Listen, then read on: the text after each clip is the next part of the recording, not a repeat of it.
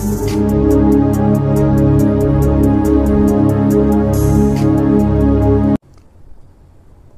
ప్రభువును మన రక్షకుడు అయిన యేసుక్రీస్తు నామమున అందరికీ వందనాలండి.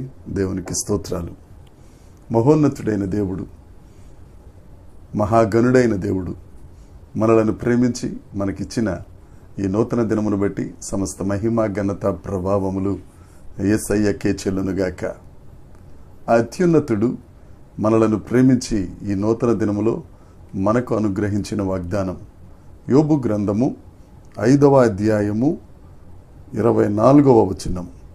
నీ డేరా క్షేమ నివాసమని నీకు తెలిసియుండును, నీ ఇంట వస్తువులను నీవు లెక్క చూడగా ఏదియూ పోయి ఉండదు. దేవునికి స్తోత్రం కలుగునుగాక, దేవునికి మహిమ కలుగునుగాక. ప్రభునందు అత్యంత ప్రియమైన దేవుని ప్రజలారా, దేవుడు మనకిచ్చిన వాగ్దానం నీ డేరా క్షేమ నివాసమని అనబడుతుంది. ఈ వాగ్దానం మనం యోబు గ్రంథం 5వ అధ్యాయంలో చూసాం. యోబు గ్రంథాన్ని చూస్తే శాపంతో మొదలై ఆశీర్వాదంతో ముగుస్తుంది. యోబు గారి జీవిత చరిత్ర మనందరికీ తెరిచిన పుస్తకమే. ఎన్ని కష్టాలు పడినా దేవుని యందు నమ్మకం ఉంచగా దేవుడు ఆయనను రెండంతలుగా ఆశీర్వదించారు. యోబు గ్రంథం 5వ అధ్యాయంలో చాలా రకాల మంచి మాటలు ఉన్నాయి. అందులో ఒక మాట 21వ వచనం. నీ డేరా క్షేమ నివాసమని నీవు తెలుసుకుంటావు. ఇంగ్లీష్లో ఉంటుంది టాబర్నెకల్ ఆఫ్ పీస్. క్షేమ నివాసము, శాంతి నివాసము, సమాధాన నివాసము అని పేరు. మన ఇళ్లకు కూడా చాలా ఇళ్లకు రకరకాల పేర్లు పెట్టుకుంటాం. మంచి అందమైన పేర్లు పెట్టుకుంటాం, తల్లిదండ్రుల పేరు పెట్టుకుంటాం, రకరకాల పేర్లు పెడతాం. కానీ ఆ నివాసం ఆ పేరుకు తగ్గట్టుగా ఉండొచ్చు, ఉండకపోవచ్చు. కానీ దేవుడు ఒక నివాసానికి, నువ్వు ఉంటున్న ఇంటికి ఒక పేరు పెడుతున్నారు. అది శాంతి నివాసం, క్షేమమునిచ్చే నివాసం. ఎందుకంటే మన దేవుడు శాంతి ప్రదాత, క్షేమమును అనుగ్రహించే గొప్ప దేవుడు. ఎప్పుడైతే మనం ఆ దేవుణ్ణి హత్తుకుని ఉంటామో, ఎప్పుడైతే ఆ దేవుణ్ణి మనం నమ్ముకుని ఉంటామో, మన నివాసమును ఆయన శాంతి నివాసంగా మారుస్తారు, క్షేమ నివాసంగా మారుస్తారు. ఎన్ని కోట్లు పెట్టినా, ఎంత అంగబలం ఉన్నా క్షేమం అనేది మన దరికి చేరదు. కానీ యేసయ్య ఉంటే, ఆయన మన పక్షాన ఉంటే, మన గృహంలో యేసుక్రీస్తు నామ స్మరణ జరుగుతూ ఉంటే, మన ఇంటిలో ఎల్లప్పుడూ యేసు రక్తమును గూర్చిన వార్త వినపడతా ఉంటే, మనం ఎల్లప్పుడూ ఆ సర్వేశ్వరుణ్ణి స్తుతిస్తూ ఉంటే, మన నివాసం దేవుడు వాగ్దానం చేస్తున్నాడు, అది శాంతి నివాసంగా మారుతుంది. అంతేకాదు, ఇంటి వస్తువులను నీవు లెక్క చూడగా ఏదియూ పోయి ఉండదు. శారీరకంగా దేవుడు ఆశీర్వదిస్తారు, ఆధ్యాత్మికంగా ఆశీర్వదిస్తారు. ఏ వస్తువులైనా కానీ మనం లెక్క చూచుకుంటే అది తక్కువై ఉండదు.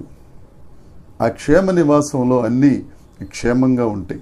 నీ ఆధ్యాత్మిక జీవితం క్షేమంగా ఉంటుంది, నీ శారీరక జీవితం క్షేమంగా ఉంటుంది. ఈ దినాన నా సహోదరి సహోదరుడా, దేవుడు మీతో మాట్లాడుతున్నారు. మీ డేరాలలో క్షేమం లేదా? మీ ఇంట్లో వస్తువులన్నీ రకరకాలుగా అయిపోతున్నాయా? ఇదే మంచి తరుణం, మంచి అవకాశం. యేసుక్రీస్తు ప్రభువుని హత్తుకో. ఆ యేసయ్య నీలో ఉంటే, ఒకవేళ ఇప్పటిదాకా నీ డేరాలో క్షేమం లేకపోవచ్చు, సుఖం లేకపోవచ్చు, శాంతి లేకపోవచ్చు, సమాధానం లేకపోవచ్చు. ఎప్పుడైతే యేసయ్య నీ గుండెల్లోకి వస్తాడు, ఎప్పుడైతే యేసయ్య నీ ఇంటిలో అణువణువులో ఉంటాడు, ఆ స్తోత్రగానం వినపడుతుందో, నీ ఇల్లు క్షేమ నివాసం అయిపోద్ది. ఇప్పుడు దాకా నీ సంపాదన చిల్లు సంచిలో వేసినట్లు, లేకపోతే చిరిగిపోయిన జేబులో వేసినట్లు అయిపోతుందా? అది నీకు పోయినా, ఒకవేళ నువ్వు వెతికినా, నీ లెక్కకు ఏమాత్రం తక్కువ కాకుండా ఉండాలి అని అంటే యేసయ్య రక్తం కిందకి రావాలి. ఆ యేసయ్య మనలో సంచరించాలి, మన గృహాల్లో సంచరించాలి. దేవుడు క్షేమాన్ని ఇస్తాడు. నీవు లెక్క చూచుకొనగా ఏదియూ పోయి ఉండదు. అన్ని లెక్కకు తగ్గట్టుగా దేవుడు చేయగలిగిన గొప్ప దేవుడు, అంత ప్రేమ కలిగిన దేవుడిని, అంత అత్యున్నతుడైన దేవుణ్ణి మనం విడిచి ఎలా ఉంటాం? ఒక్క మాట చెప్పండి. దేవుని సేవకునిగా చెప్తున్నాను, యేసయ్యను హత్తుకుందాం. నీ గృహం శాంతి గృహంగా మారునుగాక. నీవు లెక్క చూచుకొనగా ఏది పోయి ఉండకుండానుగాక. దేవుడు ప్రతి ఒక్కరిని ఆశీర్వదించునుగాక. దేవుడి మాటలు మనందరి వినికిడిలో దీవించి ఆశీర్వదించి ఫలభరితము చేయునుగాక. ఆమేన్. ప్రార్థన. పరలోకమందున్న మా తండ్రి పరిశుద్ధుడా, మీకు స్తోత్రాలు ప్రభువా, మీకు వందనాలు. యోబు గ్రంథం 5వ అధ్యాయం 21వ వచన వాగ్దానం ఈ దినపు వాగ్దానంగా మీరు మాకు అనుగ్రహించారు.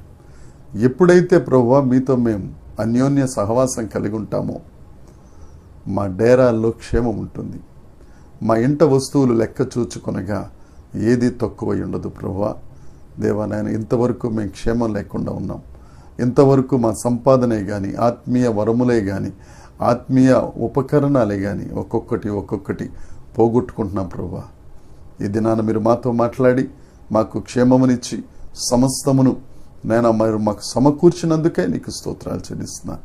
నీ నామ మహిమార్థమే మేము బ్రతకగలుగుటకు కృప దయచేయమని, మీరే మహిమ పొందుమని మా ప్రాణప్రియుడు మా రక్షకుడి యేసుక్రీస్తు నామమున ప్రార్థించి అడిగి వేడుకొనుచున్నాము తండ్రి.